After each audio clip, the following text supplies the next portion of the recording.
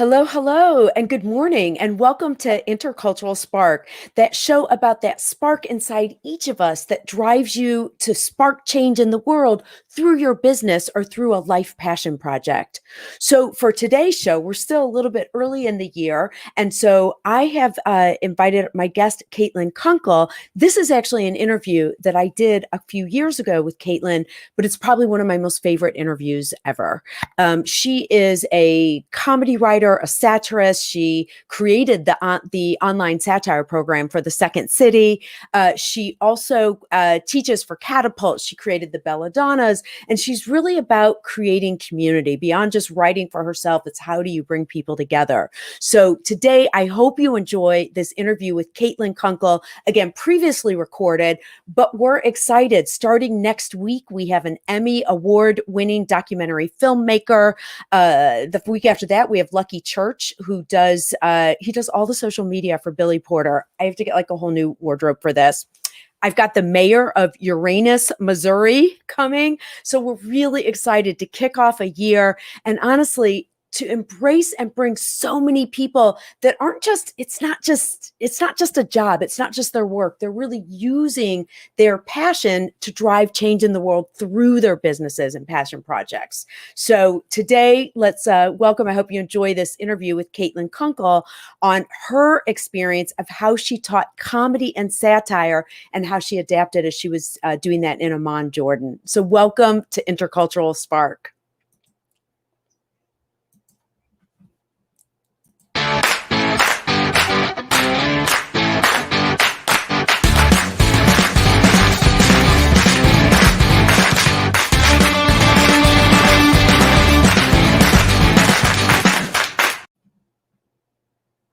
Great curriculum that I noticed. The curriculum that you created for the Second City is now a curriculum that's like yours that you're teaching elsewhere.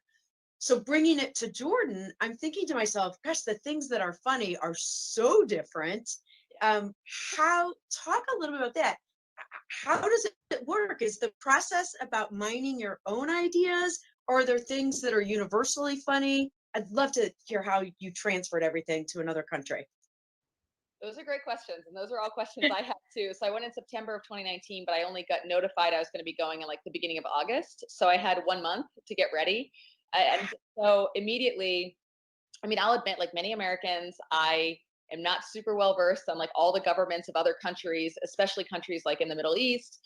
So I immediately got to work like trying to have context to understand like where their humor might be coming from. So like looked at their king, I looked at their system of government, I looked at their history of satire, which in Jordan, History of satire, because I was afraid you freaked out when you were like, okay, no criticism, don't criticize the government. You'd be like, okay, there's like top satire themes. Like, yeah, they what actually was have, what time they? Yeah. yeah, they have a version, what would essentially be like the Jordanian Onion called Al Hudud, which is an Arabic satirical newspaper. And so that was started by a Jordanian, and it has like over 1 million readers a month. Like it's a very well read publication. So I was able to get some of the English translations of that and read those, which gave me a sense of like some of the things that they were criticizing a lot. So that was really useful. And then when I got to Jordan, actually two students who wrote for Al Hudud were in the class, and they seemed like really flattered that I had read their paper and I knew about it. But I was like, you have a ton of readers. You actually have a huge readership. It's not just in Jordan, like they're widely read across the Middle East. I think they thought I was probably coming in a little bit more cold than I was. Like I'm a prepper as a teacher. I would never show up in another country and be like, hey, what's up? What tell me about yourselves? Although we did do part of that, but I try to have like some foundational information as well. So they had that. They have like a strong history of like using puppets and caricatures. So we talked a lot about that. I started with cartoons because I was like, cartoons are used, obviously in France, in the Middle East, like across the world. They seem to be something that a lot of us have in common when it comes to criticizing and satire. So we started looking at cartoons. And then we looked at segments from late night shows that they might be able to adapt. So we started with form, and then we moved on to like a huge thing for me was I didn't want to be like a white person showing up there and like trying to dictate to them what's funny or good. I feel like that's not cool. That's not what I was there for. So we talked a lot about what they think comedy in Jordan has been like and what they want it to be in its next iteration. And then based off that, we made a rubric. And then we would run jokes and segments kind of by that and be like, is it fresh? Like, does it have a surprising take? If not, then we would be like, that feels a little aggressive. Let's not do that. See, that's great. That's what I wondered. And when you look at how you approach things interculturally, that is a lot of what it's about. So you brought the process, but of course, what's going to be funny, there's no way you could come in and be like, oh, this is funny, this isn't, because, well, I think I'd mentioned you, I think it was Shankar Vedantam said, people think that things are funny when they resonate with their values. Yeah. And culture, one of the biggest manifestations of culture, there's two. One is communication style, the other is values. So what you did is great. That communication style thing begs the question of delivery. Like, did you notice anything with how they the communication style that impacted delivery of funny?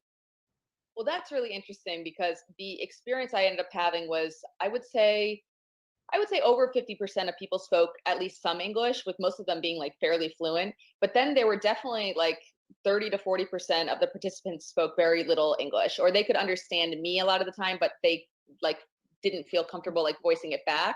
So I had two translators, and I would hear Arabic in my or English in my earpiece when they spoke Arabic, and they would hear Arabic when I spoke English. And so it's very interesting for like pure joke delivery because I'm on like a 2 or 3 second delay. So it was super clear to me when something was resonating with them because they would all laugh. And then I would hear the translation, and almost always I wouldn't laugh because I lacked the context, or it was like a pun in Arabic that did not translate. Like I remember one of the women, her name was Sajda.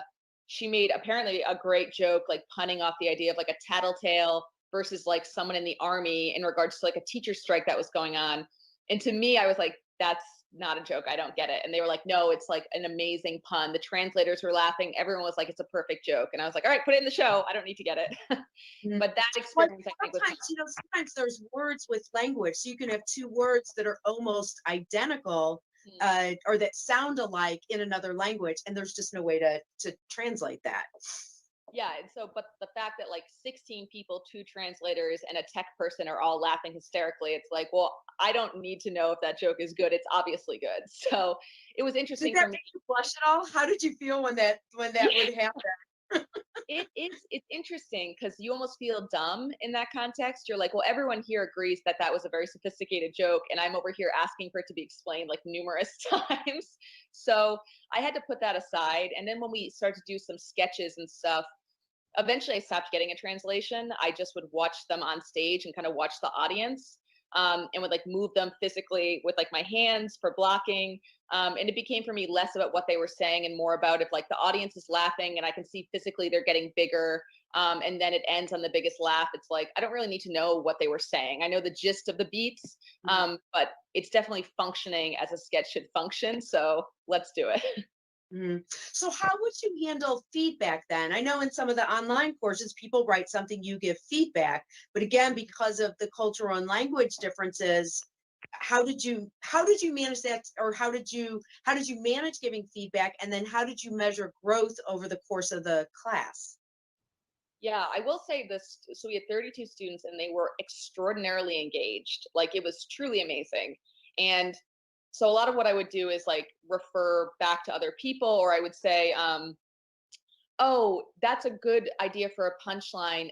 Other people in the room, can we offer two or three other ones that are similar to that? So kind of asking other people to help me with the feedback, or I would point, it became clear a couple days in, like who was really gifted at topical joke writing.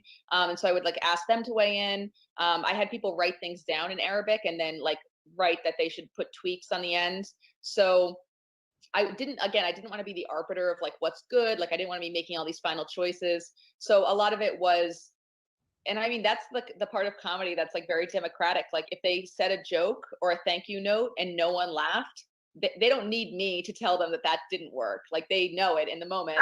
And so they know that they have to do a rewrite or that one is gone. Yeah. So we did a lot of like, they would read 10 jokes and they would only mark the ones that got a laugh and move on from there. So it actually, I had been concerned about that because again, I didn't want to be like creating taste or anything, but it ended up being like probably one of the easier elements of the whole process because people seem to intuitively understand if it didn't get a laugh, it didn't work, let's move on.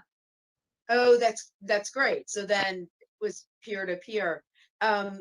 that is really cool because, again, from the intercultural perspective, it's how do you immerse yourself in another culture and then adapt to really follow that lead in this case. What were you mentioned, which I love, that you really prepared a lot, but was there anything else that you were, I guess, afraid, for lack of a better word, before you went? Yes, I was afraid of some gender stuff. I like didn't know how, like, if like we would have a lot of like men speaking for women, or like maybe some women being afraid to speak up about things they wanted to say. And that turned out to not be an issue at all. Like it What like balance of gender in the class? fairly even, which Mhm. also like we went with these two men, Moeen and Yazan, had come to Chicago, taken Second City classes, then gotten funding back in Jordan for us to come. So we were actually funded by the Konrad Adenauer Foundation, which is a German foundation devoted to like journalism and like cross-cultural understanding. They did a great job. And so they searched through the whole country for these 32 people, and they brought people in from like the border of Syria and like down in the southern part of Jordan, and they paid for them to stay in a hotel if they weren't local to Amman. So these were hand selected. Do you have any idea what process they used? This is fascinating. So they went across the whole country and found, and I'm sorry, did you say where they got the funding from? Was it a foundation or Yep. personal or? It's the Konrad Adenauer Foundation. The previous year, Second City had gone with the support of the U.S. Embassy, and Okay. then this year they applied to a foundation and got an even bigger grant. These two men are amazing. They're amazing at administration and comedy, a rare skill. And so they had gotten this money, and I think they got 100 applications for 32 spots. So there was real interest, and they selected them based off like some experience, but also like writing samples, what they thought they could bring to it. Um, like one woman teaches comedy in her town. That woman I mentioned before, Sajida. We had performers, actors. It truly was like by the end, I produced two 30-minute late night shows, and my other teacher I was with, Jess Matolo, produced 32 7-minute stand-up sets. So like we got Wow. a lot done in 5 days, and like really, I don't want to sound like I was expecting low talent, but like I didn't know what to expect in terms of like the background of people who would show up. But everyone seemed to have like a really strong baseline in terms of comedy. They had watched a lot of comedy. They had strong opinions on comedy. So it was less like, people who were like, great, what's a joke? And more people who were like, I've been listening to comedy my whole life. I have strong thoughts on jokes. What I need from you is a process to write my own. And that was like really exciting on day one when I realized that's what was going on. Mhm.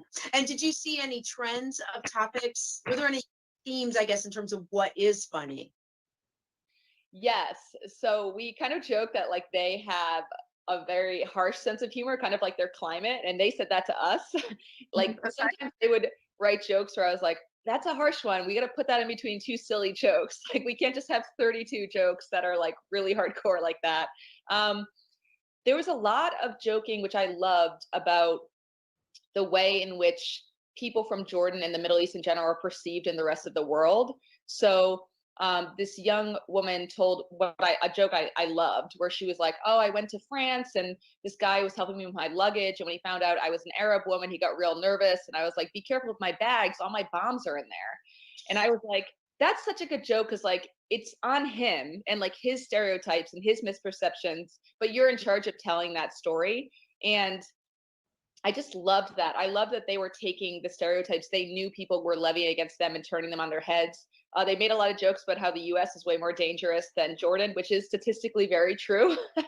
Mm. And so they would make jokes about how they weren't scared of like violence in Jordan unless they like accidentally got on a plane and went to Chicago. And then at the end, they'd be like, no offense, Kate. And I was like, you don't have to say no offense. I mean, your jokes are based in fact.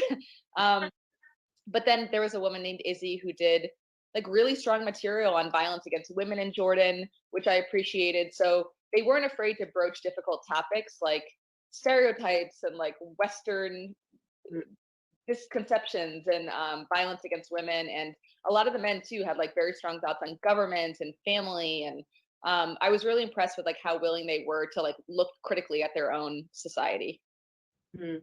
Was there anything that was taboo there that was surprising that might not be here? So it wasn't surprising, but we were not able to speak about their king, which we had been told ahead of time and they were very clear about. And it wasn't done in any way where it was like censorship. They just were like, this is something that's it has a lot of value to us that we believe in, and we don't want to make jokes about it. I was like, great, thank you for that, very clear. And then Islam, most of the students were Muslim, but we talked a lot about like who could make jokes about Islam, which I thought was an extremely interesting conversation. So the students who were Muslim like would make jokes about it internally, and some of those we ended up using.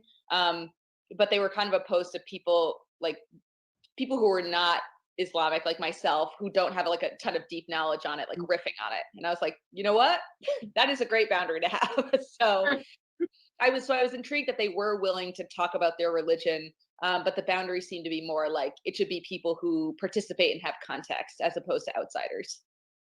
That feels like that would resonate in the US though as well. Yeah. I mean, there's certainly jokes that only a person who is of that religion or ethnicity or race should be telling. Yeah, and like we had these talks on like day 2 of 5-day program, and it was really fascinating to hear the translators kind of weigh in with me a little bit about like why certain things were maybe over the line, or why I didn't get a joke and all the rest of them did. So I really appreciated the spirit of learning everyone engaged with, myself included, because I never felt like chastised by them if I proposed something and they were like, no, that's blasphemy. um, or like if they proposed something to me and I was like, ugh, I don't love the punchline because that feels like you're targeting like women. So we had like a very healthy back and forth, and we tempers got heated sometimes. We had some arguments, but it never felt disrespectful. It just felt like 32 people and a teacher who truly cared about the content. So that begs two questions. What was one argument that happened about? And then really the other is how did you what was done, if anything, in advance to be able to establish that depth of dialogue? You're coming in as someone they don't know. You've got the two gentlemen who'd been to Second City, but the fact is the especially with comedy, with cultural barrier, language barrier, and then something funny where you're trying to like go for the extreme sometimes. That just seems like huge room for things not to work. So what was an example of an argument, and then what do you think helped that process be so successful? For an example of an argument, I do think part of this is fueled by the fact that it was day 5 and like we're all exhausted. And very often at night they were writing or they were filming stuff on the street. I'm exhausted. My co-teacher's exhausted. Our translators are exhausted. Um, and they also really cared. So on day 5, we're going to do a graduation show that night. Like the embassy is coming, the funders are coming. So there's a real sense of pressure. And I think we were all like, we had a bad dress rehearsal, which I told them was going to happen. But there was an argument after that about someone made a joke as an aside that another person in the class found disrespectful. They got into an argument about that. I tried to step in, but I couldn't get a clear translation of what the joke had actually been. Um, or I didn't understand what it was. So I tried to calm everyone down. We did, but then there was like more screaming over the microphones for a while, and I couldn't even track like what was being said. So I kind of like dispersed the room. I was like, we have to take a break. You know, Mhm. let's all calm down. Let's go downstairs. Let's have water, coffee. Let's have some cigarettes. They took a lot of smoke breaks. And we did end up having like the woman came back and we did the show together. But it was very tense to be in charge of the energy of the room, not just in the moment, but going into the show, and to also not have a full picture of what was going on. Mhm. So I mean, I'll share this. Like, I went upstairs to change clothes. I had like 10 minutes before came back down. After 7 hours of teaching, I had 10 minutes to put on a dress, and then we're gonna do a 4-hour show. And I like went up to my room and just like cried, and I was like, "Oh my god, are things gonna fall apart now in the 11th hour?" And when I came back downstairs, I was like a little emotional still, but they like what someone had gone to get the person who had left and brought them back in, and we like all pulled it together. But I think emotions were just running super high because everyone had such high standards for what they wanted to do. Mhm. Um, and I think most So I performers do go ahead. When you have a bad dress rehearsal, it's very off-putting. Yeah. Well, I want to share something about the cultural influence on conflict resolution. But you said before we had a bad dress rehearsal, which was expected. What do you mean by that? Is that something that's typical in comedy? I mean, why did you say that was expected? Because so it's the first time we'd assembled the whole show, and like I had told them, like, it's gonna be rough. Like we're learning. We're only on day 5. We've only spent at this point 25 hours together. Mm. So we went from 25 hours not knowing each other at all to writing whole shows and performing them. So like there's a lot going on. But the first time you assemble all the pieces, it's always much too long. The jokes don't work because you have to tweak them. And I knew that going in, that like we were going to have to make changes. And I had told them that, but I think still when they saw their show completely bomb, they were frightened. Like, oh my God, like, are we going to make fools of ourselves? Um, and so that's when I really feel like I had to lead them more like emotionally, and experience wise. Like I had to get them to defer to my experience and be like, no, it will be fine. Here are the edits. You know, Omar, here's your note. Like, give everyone very focused notes. But I completely understand why they got upset. Like, it's until you've been in that space where you're like, oh no, it might not work out, and then seen it work out later, you just assume it won't work out. So I think that's where they were coming from. Well, and I wonder too, I did some work with police departments, and we look at the influence of culture on conflict resolution. And some people resolve conflicts by very direct vocal words. Yeah. And I believe that that is more culturally typical, let's say in Jordan, but other people, and sometimes this might be this, not everyone, individuals are always individuals, but other people resolve conflicts through relationships. So you want to make sure that people get along first, then you can focus on the words, whereas other people need to get the words out. And so if it was very direct sort of expression of anger, I could see where, like you said, when you went up afterwards, that if that's not your style of conflict resolution, if you want to calm things down first and then we'll talk about it, if that's your style, but then another style is, no, we're going to talk about it and then pick up the pieces and we'll be fine. Those are very different. You put those together and clearly you're going to have different emotions. That's so I could see where that would be. Yeah. And I also like, I had at that point picked up that they were super direct, and I actually liked, I'm also very direct, but that even went beyond my directness, and it felt like it was getting so heated that we had to diffuse it in the moment. So I mean, that was a huge teaching moment for me too. And just when I left that night, we then went out afterwards, so it ended up being like a 20-hour day. All said. And you said the show was fabulous, though, that the show that they tweaked what they did in dress rehearsal, and the show was a real success. The show was a real success. It went 4 hours just because we also did all the stand-up bits and stuff. So, and also it was all performed in Arabic, and at that point our translators had left. So my co-teacher and I are watching the shows, literally not knowing what's going on. There were songs, there was a puppet, like it was very multimedia, and I loved it. And then after the shows, we did a graduation ceremony for an hour. So it just was like you start the day teaching, then you're producing, then you're directing, then you're producing again, then you're watching a 4-hour show, then you're graduating everyone. It's kind of emotional. Like I really feel like I lived like 40 lives in that one day. So you're going back, or are you looking at maybe doing other countries now? I would love, so I went with Second City, so I would love to go back, but it depends on what their needs are. So because I'm a writer and like more of a director producer, they might need a performance person to come next to help them with that. So they went out and they created a club called Amman Comedy Club now that's doing performances. Last week they sold out a 300-seat theater for a stand-up show. They piloted a late night show, and they're working on that still, and I'm still in touch with them on that. So they're like really working to create like a culture of comedy in Jordan. So I would love to go back, and I'm still in touch with everyone. And obviously Second City's working on it. But again, it depends. They might want like a pure director or a pure performer to go back next time. So I was the second year. The first year they sent sketch and improv people. This year, stand up and satire people. And maybe next year they'll send, sketch director people. But I would love to go back. And I'm looking to go to other places like Canada and Australia and the UK. And I would love to go to France because they have a history of like written satire and illustrations and cartoons. So I definitely like this, like kind of woke up. I used to teach English in Indonesia abroad. And so like I had this experience working internationally, and I hadn't done it for over a decade. And this like really brought back like how much I love it, how challenging it is, but also I love it. And was there anything that you learned there, let's say something that was more common there, that will now influence it, that you'll bring back to your teaching, or even the comedy, the Satire and Humor Festival here? Yes. So I had read this book that I highly recommend called The Art of Gathering by Priya Parker. And she is works for the UN as like a conflict resolution manager. She handles a lot of meetings between like companies, like people who disagree. So she talks a lot about like the intention of a gathering, and how like if you as a host don't create strong rules, you're basically allowing like the worst guest or worst attendee to set the rules, because they'll talk or they'll like, manage other people. So this kind of impressed upon me, like I had read that book and I had a very strong hand in these classes. Like if someone was talking, even though they were adults, I would go over and interrupt them. I like really created this culture of like, I'm here as the expert. You are all my writers together. Like my goal is to get you enough skills so that when I leave, you can do your own thing without me. And every minute you talk, you take away from our time.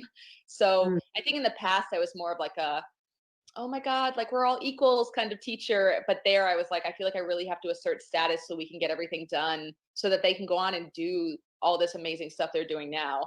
So I think I would take a firmer hand now in the festival, and like in some of my in-person teaching, I've already noticed I've gotten like a little bit more, not like harsh, but just like I don't tolerate side conversations anymore. I'm not trying to be everyone's friends. I'm there to help people gain like skills in a process so that they can create their best version of their own work. And so now I kind of feel like if I don't set these ground rules in the beginning, I'm doing everyone a disservice. Mhm. That feels like an evolution of where we started this conversation, of this idea of this sort of inner thing saying, this is who I am and this is what I need to bring to the world. And it sounds like that actually, to me, sounds like a continuation of that when you look at how can I be the most effective and bring my best self to teaching. That's interesting. Does that feel that way to you? It's almost like it's like assuming your power almost to be more powerful, really. Yes, I would definitely agree with that. And I'll say like I have been feeling like for the last like 5 or 6 years, I've been like gaining mastery in both satire as a format, comedy, and also teaching. Although I started teaching when I was 20. So now I'm 15 years into teaching. Um, but I feel like this was such a important experience for me because I was literally flown to another country as an expert. And I have to say, like the people I worked with were so respectful of me as an expert, which is first off an unbelievable experience anyway, but also I feel like for like a woman that isn't always the case. Mhm. And so like I was in this other culture and I was being given all this respect and like really listened to, like, and it just felt to me like I had stepped into this role of who I wanted to be. And I'm scared to fly, so it's 12 hours there and back. And so going over, I was very nervous, but coming back, I literally fell asleep on the plane, on the tarmac, and I woke up 2 hours in the air, which I've never done in my life because I'm so nervous during takeoff. And I was like, Mhm. wow, I literally gave every bit of emotional and physical energy I had to this project. Like, I'm so proud because I know I couldn't have tried any harder, which I think is a feeling that's hard to get sometimes these days. Like, if you're not getting it physically, it's hard to feel like you used all of your intellect and knowledge to the point where you had nothing left to give. That is fantastic. Are you kidding me? Who doesn't do something and then immediately pick the parts that they did wrong? What an amazing feeling to be like, nope, it wasn't there. I did it. Well, So I'm sure I did a bunch of stuff wrong, but just like the idea that like I couldn't have tried any harder with the tools I already have. Like, and if I go back, I'll have even more tools. But like for this point in time where I'm at, I gave everything I had to give.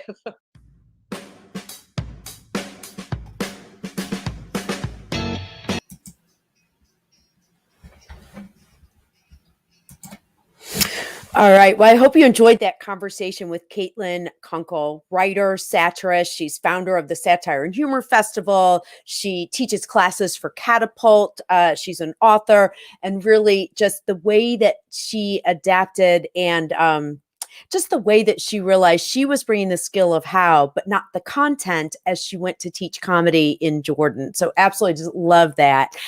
Thank you so much for joining Intercultural Spark today. I hope we will see you next Wednesday for this show about that spark that each of us has inside that drives you to make change in the world through your business or through your passion projects. So thank you, and we'll see you next week on Intercultural Spark.